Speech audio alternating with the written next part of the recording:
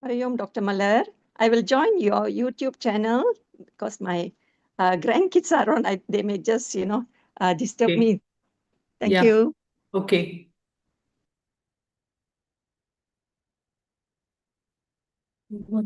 Hariom. Hariom. Jesse and Ishan. Hariom, Doctor. Hariom, Ranjit.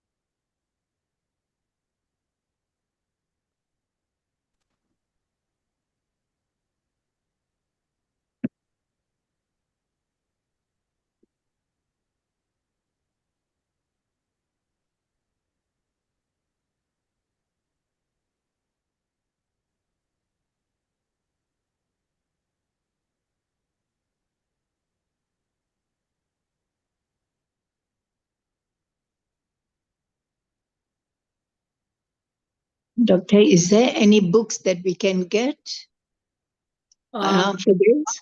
Yes, you can order. I'll tell you how to do it. All right? Okay. Yeah. Right. Shall we start? We'll start with the opening prayer.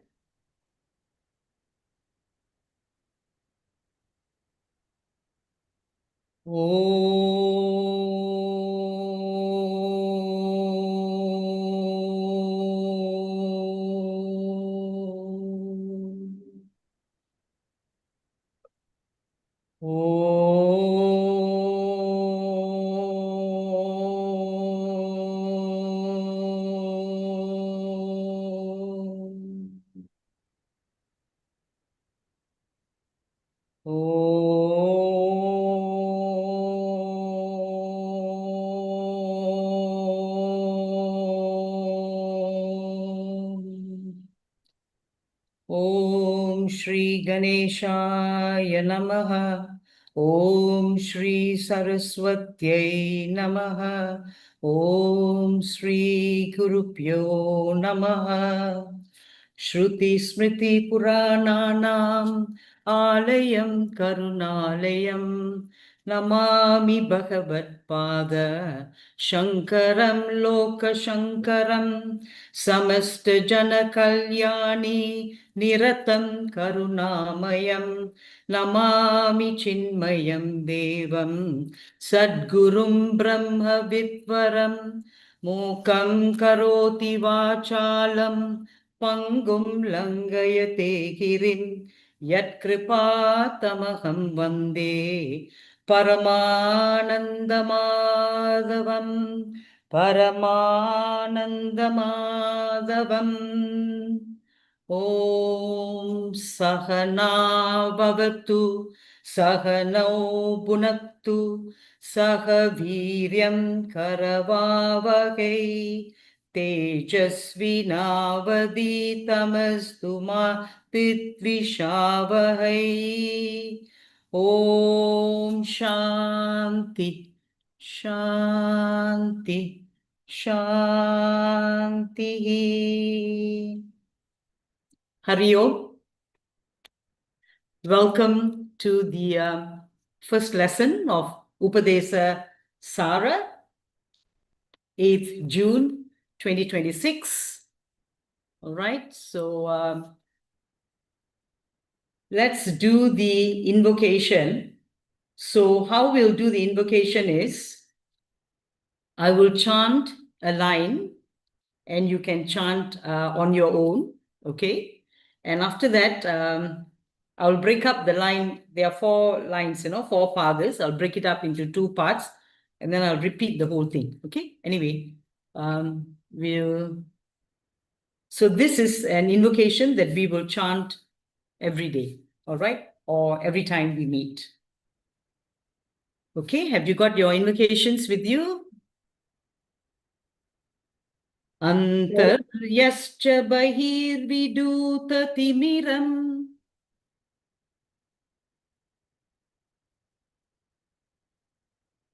Jyotirmayam shashvatam Sthanam prapya virajate vinamata Ajnanamunmulayan Pashyan vishvamapidamullasatiyo Vishvasya pare paraha Tasmai Sri Ramanaya Loka Gurave Shokasya Hantre Namaha. So now we'll do it together. Antaryasya bahirvidutatimiram Jyotirmayam shashvatam Sthanam prapya virajate vinamata Ajnanamunmulayan Pashyan vishvamapidamullasatiyo Vishvasya pare paraha Tasmai Sri Ramanaya Loka Gurave Shokasya Hantre Namaha Shokasya Hantre Namaha.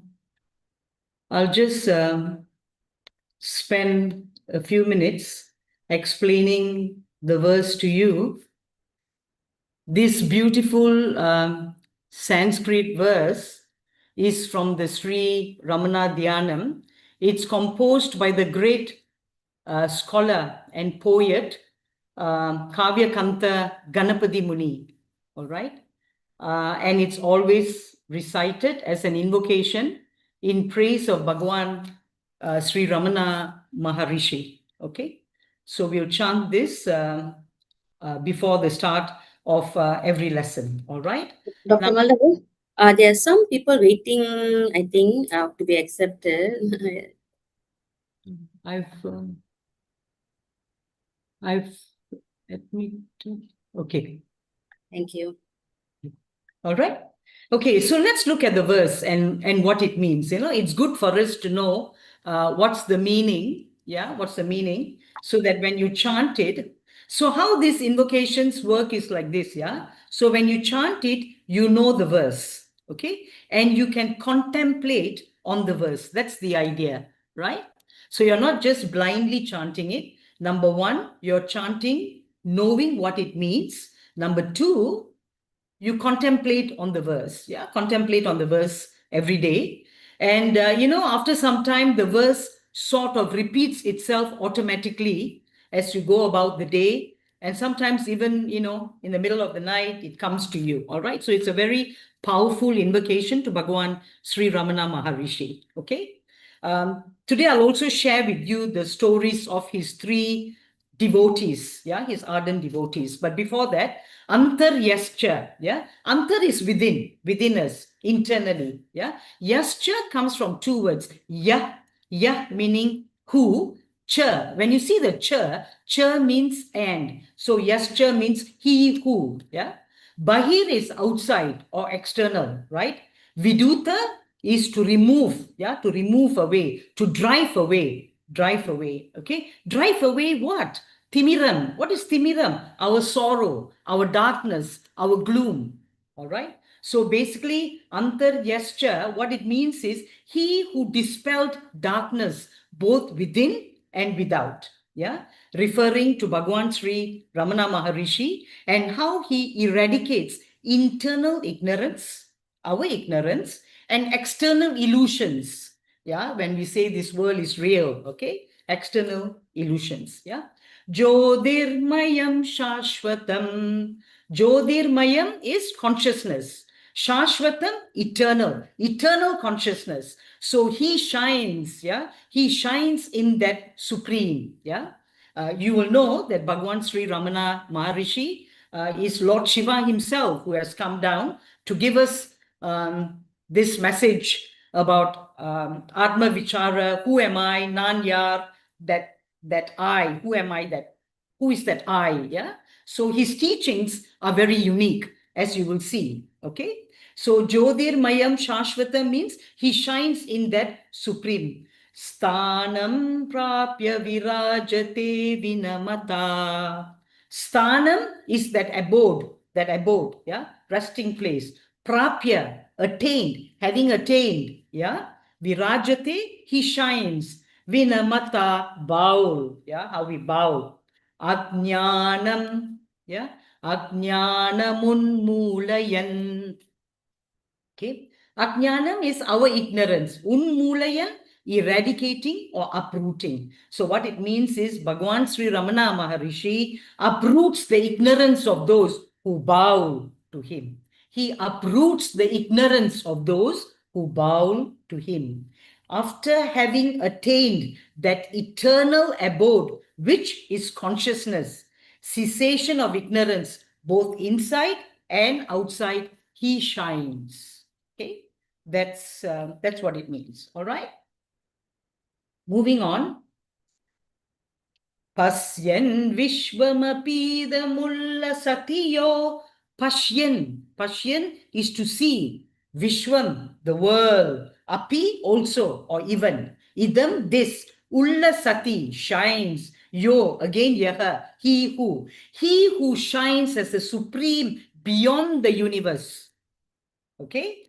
Vishwasya, of the universe. Vishwasya is of the universe.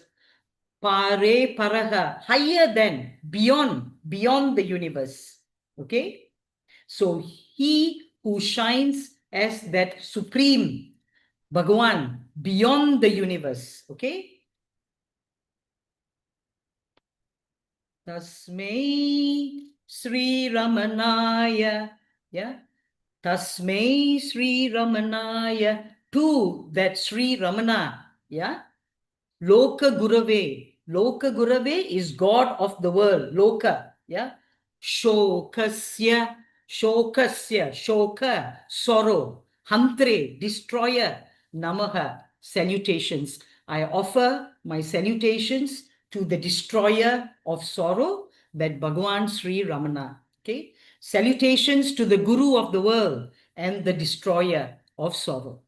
Okay. So you see, it's a very profound verse, and you should try and memorize it and try and chant it. Yeah, you will get it. Yeah, you will get it. It's pretty easy. Okay. So we'll chant it again together. Okay. You will chant it in the comfort of your home, and I'll chant it so that you can follow me. Okay. Antaryascha bahirviduta timiram Jyotirmayam Shashvatam Sthanam Prapya Virajate Vinamata Ajnanamunmulayan Pashyan Vishwamapidamullasatiyo Vishwasya Pare Paraha Tasmai Sri Ramanaya Loka Gurave Shokasya Hantre Namaha. Shokasya Hantre Namaha.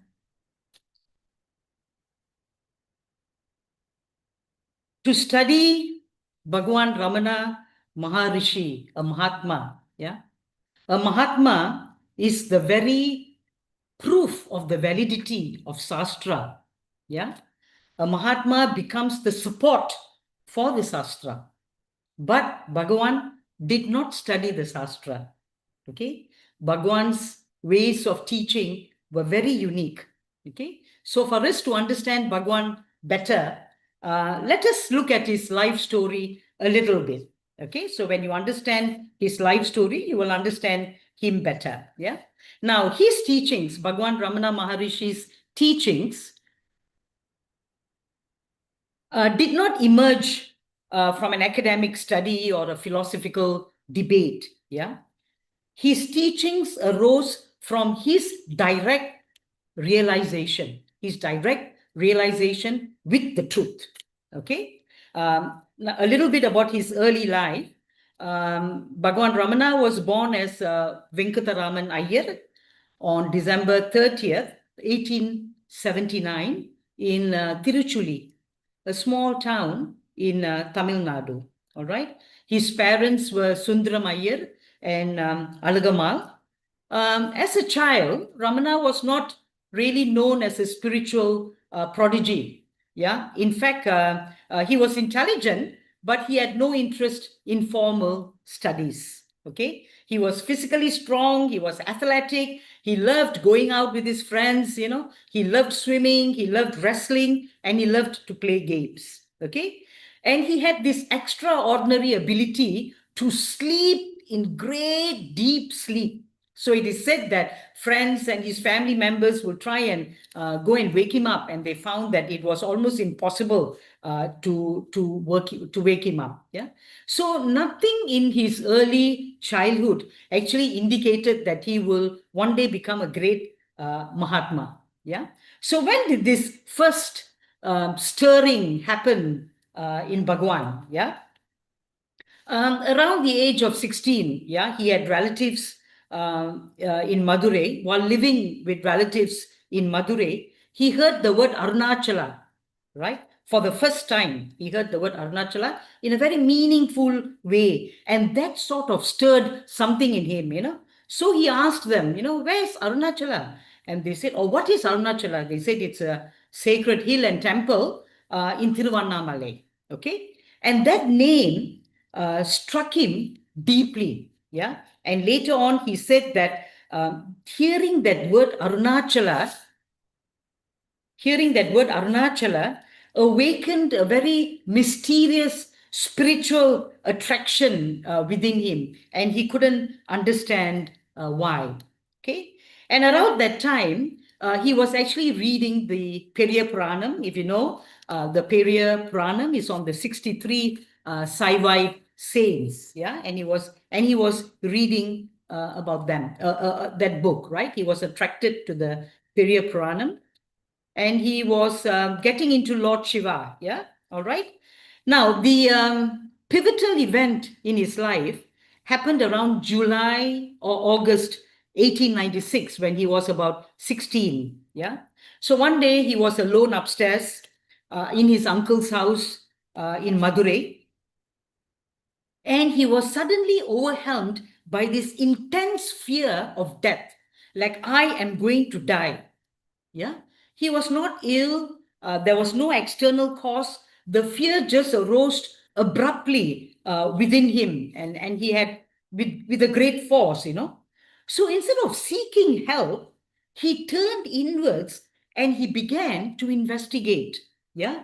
And he enacted death deliberately. He pretended that he was dead. So what he did was he laid down flat, yeah, on the floor, and then he stretched out his limbs like a corpse. Yeah, he stretched out, and then he held his breath. Yeah, and he imagined that his body becoming lifeless. Yeah, then he asked inwardly, he asked, well, this body dies, but what is it that really dies? This body dies, but what is it that really dies? Am I this body? He observed, right, that the body had become motionless. He's talking about himself, his body. His body had become motionless, He could be carried away and cremated. Yet, awareness was present. The sense of I continued to exist independent of his body. Yeah, that was what he became aware of, that there was this I that continued to exist independent of his body, nothing to do with his body. So later on, in the many works that he has written, he described that insight as this: the body dies, but the true self does not die. Okay. Now, from that moment onwards, right, his identification with his body had largely vanished. Yeah. He was behaving differently. He just rested in the pure sense of being, yeah, as the self. Yeah. So this event here, this event of his near-death experience, later on, you will see that it led to Atma Vichara, or self-enquiry, investigation into the true nature of the self or the I. Okay, that was this event. All right. So what were the changes after this experience? After this realization, right, interest in school had completely disappeared. Yeah. So much so that teachers used to punish him. They'll ask him to go back and write 100 lines, you know. You know what he'll do? He'll close the book and he'll throw it away. He won't write those lines. Yeah. And then he became inwardly absorbed. Yeah. After this particular experience, he spent long periods in meditation, and he frequently visited Madurai Meenakshi in Madurai. He was in Madurai in his uncle's house, right? And friends and family noticed this dramatic change in his behavior. And then his brother said, his brother said, for a person like this, why a home? His brother said, right? And also said that for this kind of person, no need for schooling, Now, Bhagwan, that time he was still Venkataraman. He took this as a divine sign, and he decided to leave home permanently for Arunachala, right? So before that, he took a little bit of money. I think that his brother had given him to pay the fees or something, yeah? You can read about his story. So he decided to leave home. So he took a little bit of money and he left a note for his brother that said that I have set out in search of my father according to his command, right? So do not grieve for me, and do not spend any money searching for me. Okay. And he left. Okay. And he left. Okay. So he took a little bit of money with him, and then he embarked on the train. And he didn't understand the train routes because he had never taken a train before. He wasn't sure where Tiruvannamalai was. And if I remember correctly, he actually got down at a station before Tiruvannamalai, and he had to walk long distances. He sold some of his personal belongings to get enough money to buy the train ticket. Yeah. And yet he felt that he was guided. Yeah. He felt that he was guided, and Arunachala was guiding him. Yeah. On September the 1st, 1896, he arrived at Tiruvannamalai. So what he did was he went to the pond, and he discarded his possessions, the sacred thread. He threw it in the pond. He had his head shaved, right? And he went to Arunachala temple, and he stood there. He surrendered and he said, Father, I have come. He had realized, and now he was going to abide. All right. So for 11 years, Bhagwan Ramana Maharishi did not speak. Yeah. His first place where he sat in Samadhi was in Patalalingam, which was in the temple of Arunachaleshwara. And there, if you have been to Arunachaleshwara temple, you can visit Patalalingam You have to go down the stairs, and there's a little cave-like space where he sat, and he just sat there in Samadhi. And Seshadiri Swamigal took care of him, because there were many boys who used to come and throw stones at him, because they were all like, they were like wondering, what's this? He was a young boy. Remember? He was 16. Yeah. So the other little boys, they too came.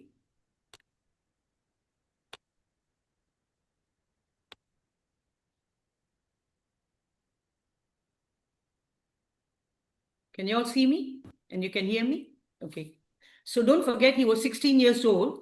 So there were lots of little boys who came, throw stones at him. And, there were lots of ants, I think, ants who used to bite at his feet. His fingernails used to grow so long and so on. So Seshadiri Swamigal took care of him. Yeah. His body was stuck to the earth. Yeah. So he washed him, he revived him, he gave him some milk. Yeah.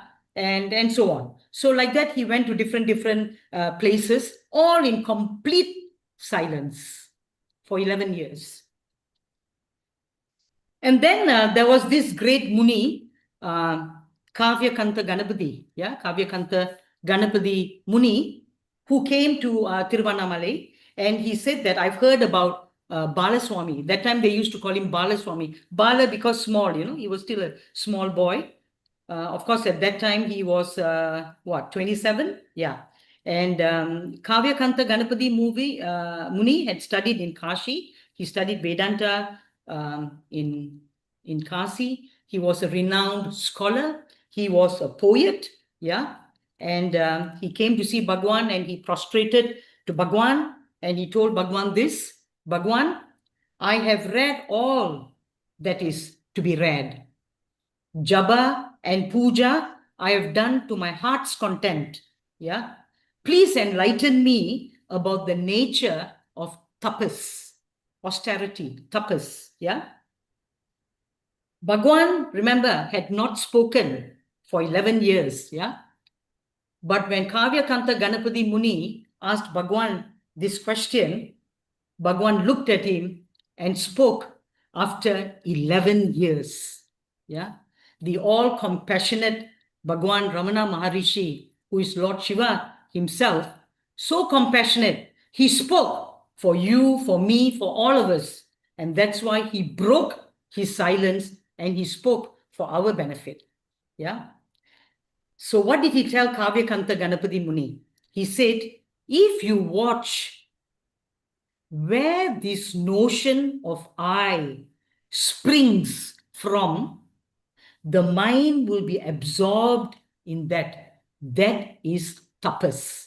He said, if you watch carefully where this notion of I springs from, and the mind absorbed in that, that is tapas. And then he said, if mantra is repeated and attention is on where the source of the mantra is uttered, the source of the mantra is uttered, that is tapas. So here we have Bhagwan Ramana Maharishi, a jnani, who has gained the direct experience during his near-death experience, right? There's no need for Shastra. Yeah? No need for Shastra, because he has experienced the truth. And what he gave us was his unique teaching of find out where the I is coming from. That I, where is it coming from? Investigate. That was his teaching. Who am I? Nan Yar in Tamil. Yeah. So after that, Bhagwan wrote many books for us. First in Tamil, and then in Malayalam, in Telugu, in Sanskrit. Yeah. So we have got all of Bhagwan's books. If you go to his ashram or even online, you can find his books. Yeah. So Kavyakanta Ganapati Muni was so happy. Yeah.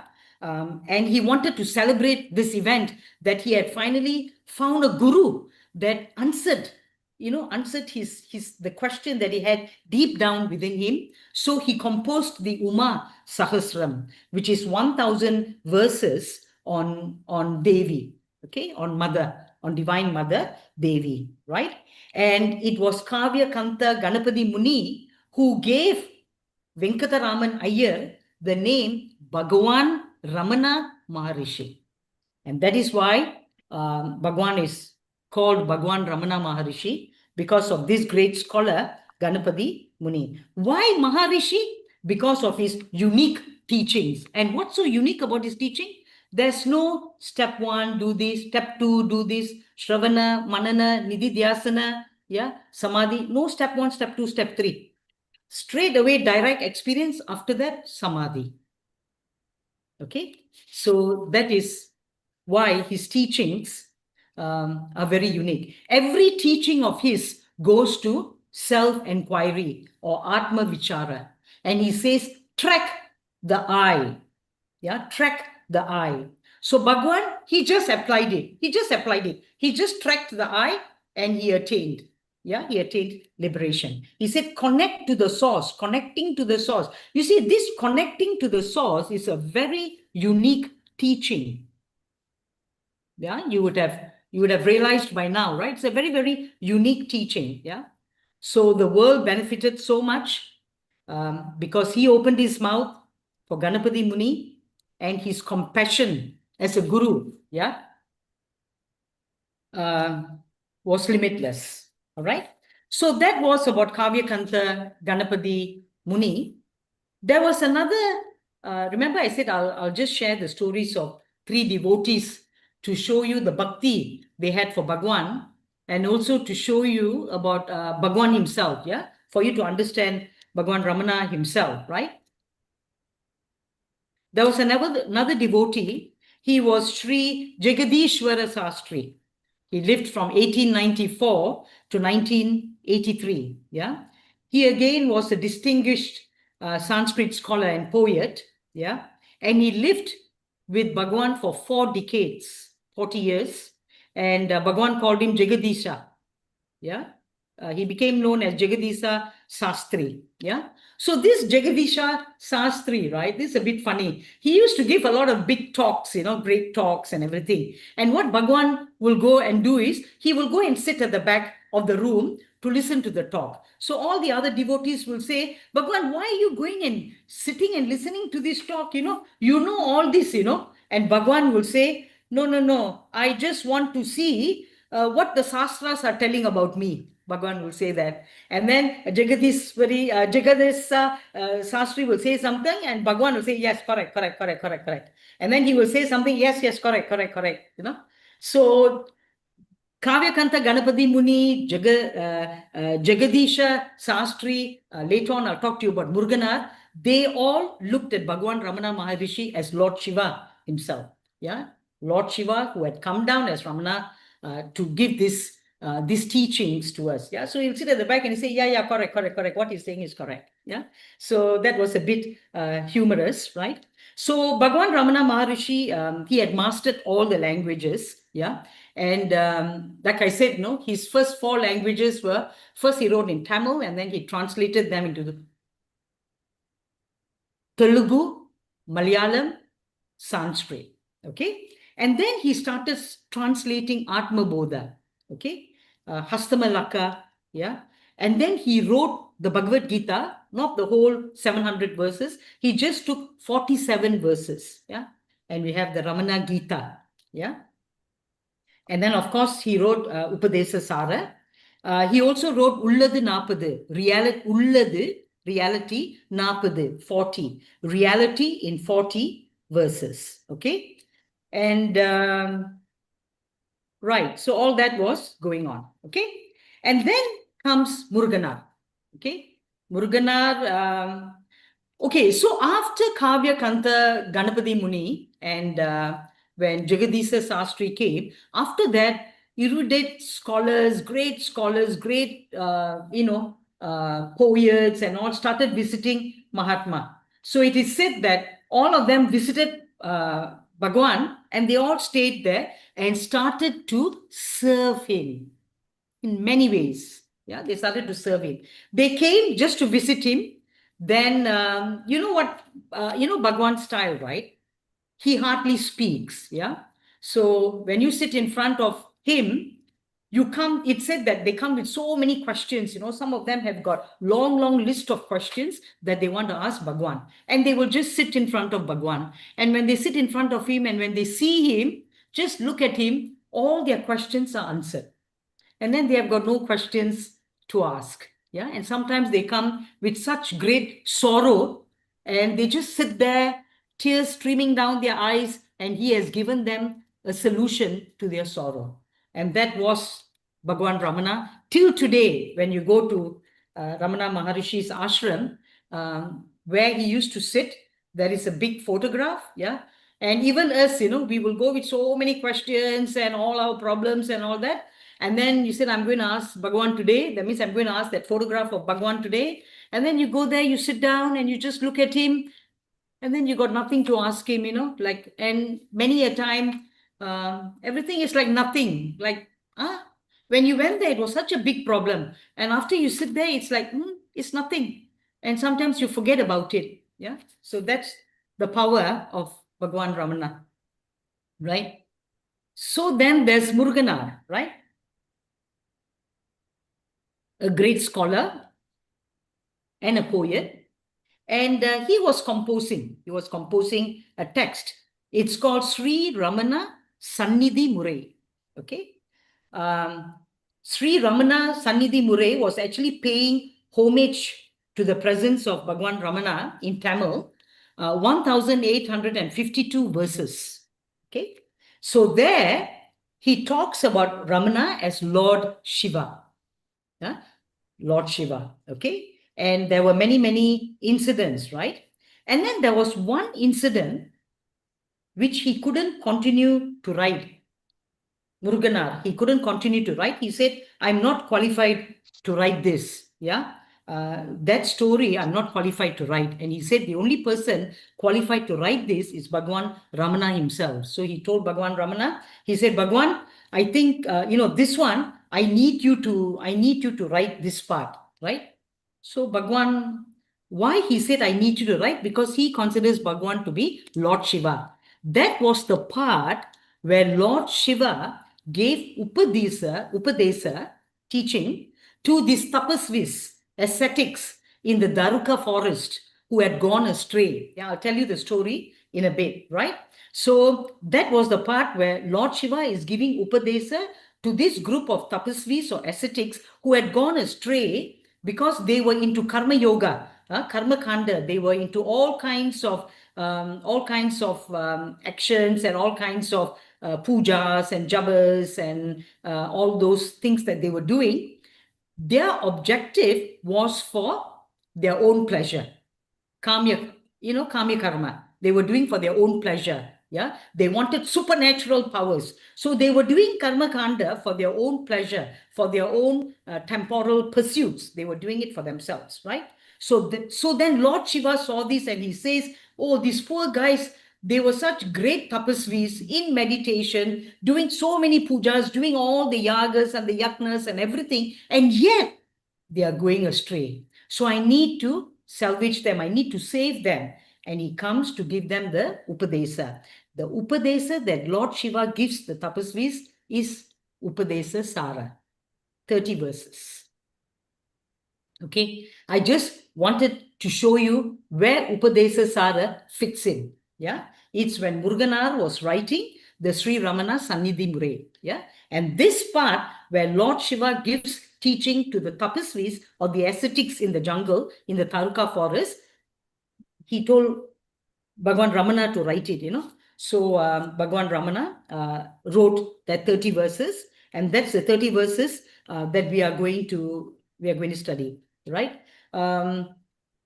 So Muruganar had actually written the Sri Ramana Sannidhi in the form of Tiruvasagam in Tamil. He was writing in Tamil, and you all will know Tiruvasagam, Tamil hymns, yeah, composed by the 3rd century scholar Manika Vasagar, yeah. And the first chapter was Sivapuranam.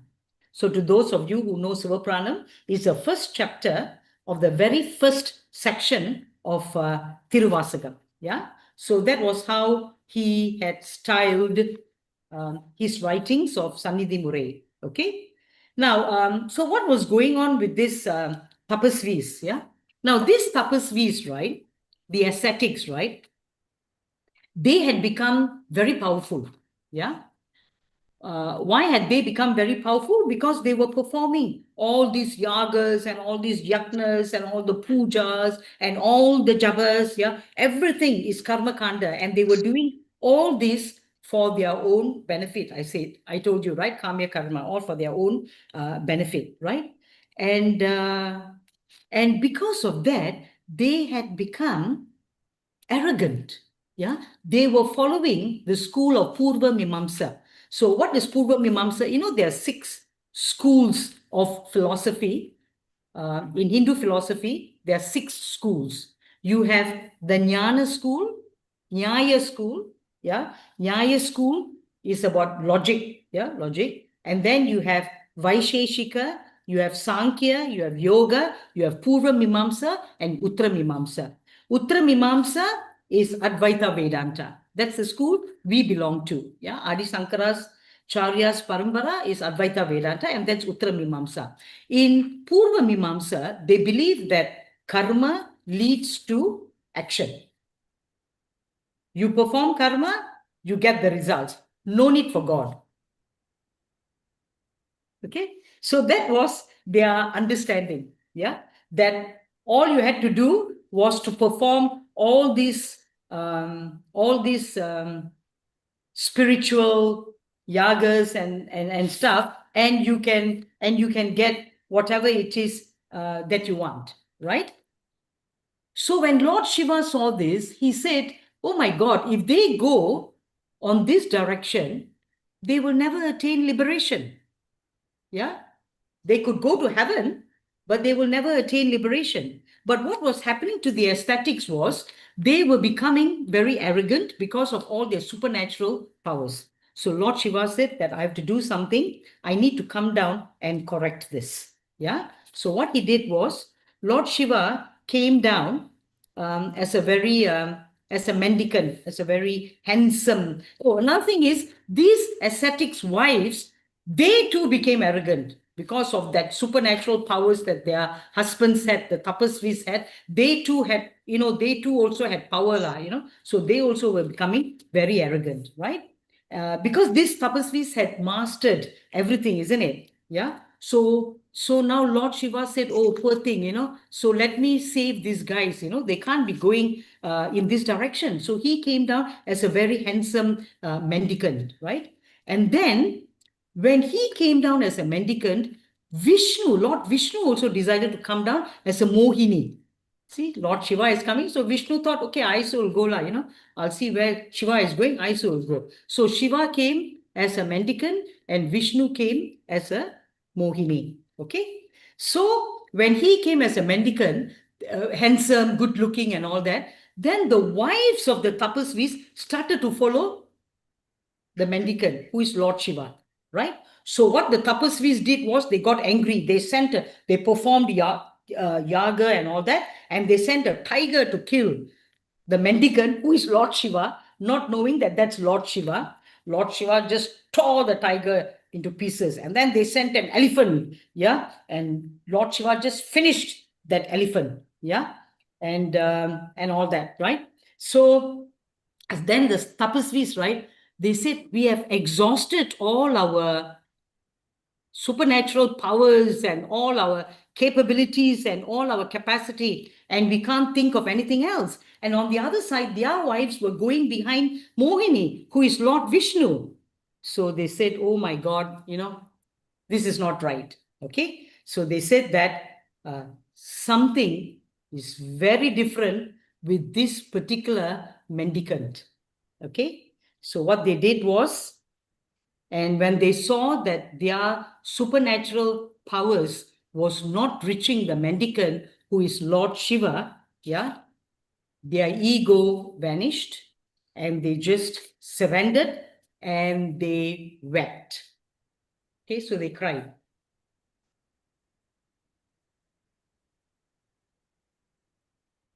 Okay, so they just cried to Lord Shiva to save them, right? And that's when Lord Shiva gives the 30 verses of Upadesa Sara. Today we'll do 3 verses. We'll just chant the verses, but I will not explain the verses today, yeah, because the story should continue with the Upadesa, which I will take up at the next class, yeah, but nonetheless, we will chant, yeah, and I will just share a little bit more, okay? So shall we chant the first verse? You have it with you? Okay. Karturajnaya prapyate palam karma kim param karma tajjadam kritimahodadau patana karanam palam shashasvatam gati nirodakam ईश्वरार्पितं नेचया कृतं चित्तशोधकं muktishaadakam. Okay, so now we'll chant all 3, all right? So what it means and all that, I will give it to you all when we meet for the next class, yeah? And then I'll also finish a little bit of the mendicant story, right? Now we'll chant together, okay? It's an auspicious day that we have started Upadesa Sara today. So it's good that we chant the 3 verses today. All right. So shall we start? Karturajnaya prapyate palam karma kim param karma tajjadam kritimahodadau patana karanam palama shashvatam gati nirodakam ईश्वरार्पितं नेच्छया कृतं चित्तशोधकं मुक्तिसाधकम्. I've also given you the chanting, yeah, the YouTube chanting, so you can listen to the chanting as well. And what I've also done is I've given you the Sanskrit verse for those of you who can read Sanskrit. Then I've given the transliteration, yeah. At the same time, I've given you the meaning of that verse. But what I'll do is I will explain every single word to you so you will understand what it means, yeah, from next week onwards. All right. Now, I need to mention this to you. The meter that Bhagwan Ramana Maharishi used for Upadesa Sara is the same in Undiyar meter, the Undipara meter. To those of you who know Undipara, you know, Undipara is, you remember, you know, not remember, but when you go to Bhagwan Ramana Maharishi's ashram, every evening they have the Prayana, right? They sing that, and different days they will sing different hymns. And on Tuesday, they sing about this Daruka forest and the tapasvis, yeah? Daruvanattil tavam cheydirindhavar purava kanmattal undipara. Puruva kanmattal undipara, pokarai poyinar undipara. So there is a tune to it. Daruvanatil tavam cheydirindhavar puruva kanmattal undipara. Puruva kanmattal undipara, pokarai poyinar undipara.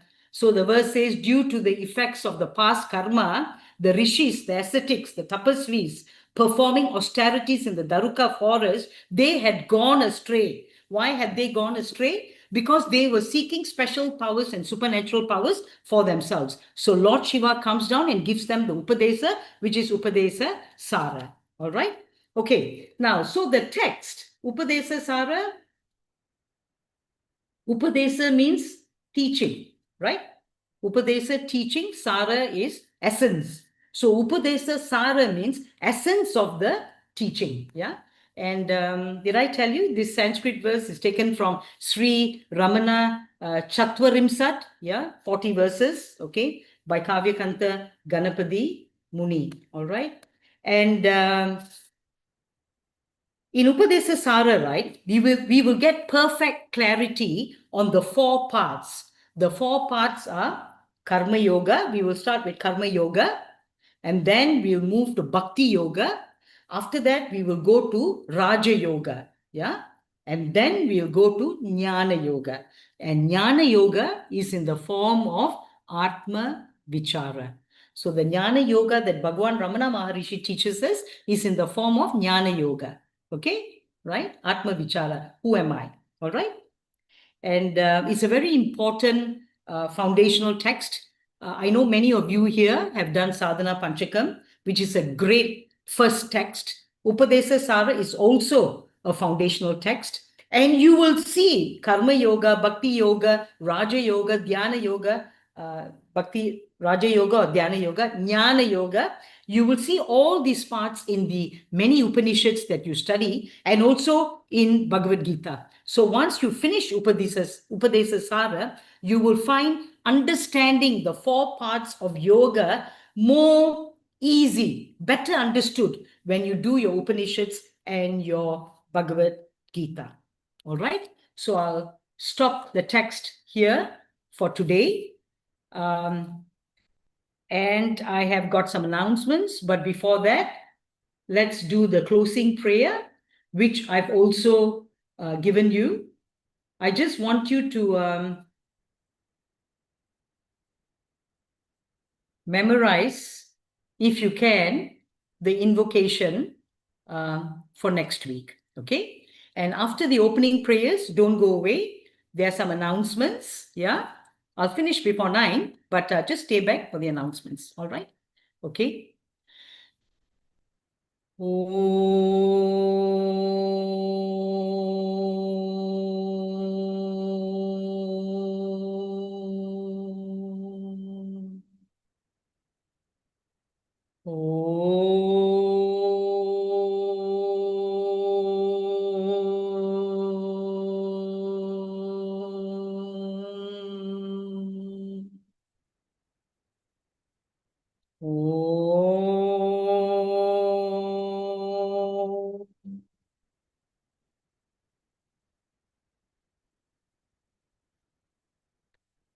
Purnamada Purnamidam Purnat Purnamudachyate Purnasya Purnamadaya Purnameva Vashishyate.